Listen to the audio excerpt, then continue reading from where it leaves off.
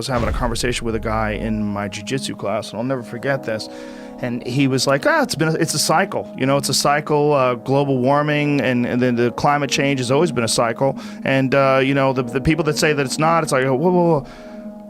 How much have you studied this? Right. Are you a scientist? Yeah. I don't know a lot about global warming. I don't know a lot about climate change, but I know what I've read. And it seems to me to be a very complex issue. And I'm talking to this 25-year-old guy who is in the military, who's telling me do you have an education in this? No. I'm like, well, why did you just automatically decide that this is it? We're talking about the very temperature of the planet Earth. Yeah, that's kind of a big deal. Yeah. Complex. And what is causing it? Is it a carbon monoxide thing? Is it why do you just automatically subscribe to this? And it's because that's how his tribe communicates. Yeah. That this is how his tribe, and that it gives people comfort to be in these weird little groups where everybody has groupthink. Yeah, and this is I talk about this phenomenon in Enlightenment Now because it's a book that argues for the importance of reason and how there has been progress thanks to application of reason.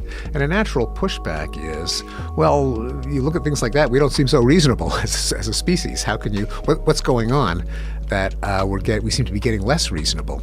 And I think the answer is reason can work for different goals. And here I'm using the ideas of a Yale scholar named Daniel Kahan, where he notes there's a perverse way in which there's actually is a kind of rationality to that kind of belief. Namely, when you vote, what are the chances that your vote's really going to swing the election? Yeah, pretty close to zero. On the other hand, when you express an opinion in your peer group, the people you work with, your family, what are the chances that holding the wrong opinion will lead you to be kind of condemned and ostracized and treated as a real weirdo? Very high. So if everyone thinks what opinion is going to help my esteem in the people I care about, they can latch on to all kinds of beliefs if they've become kind of identity badges for their tribe. This is rational in terms of the world they live in. It's not so rational for the planet as a whole if people just subscribe to beliefs based on tribal loyalty instead of truth.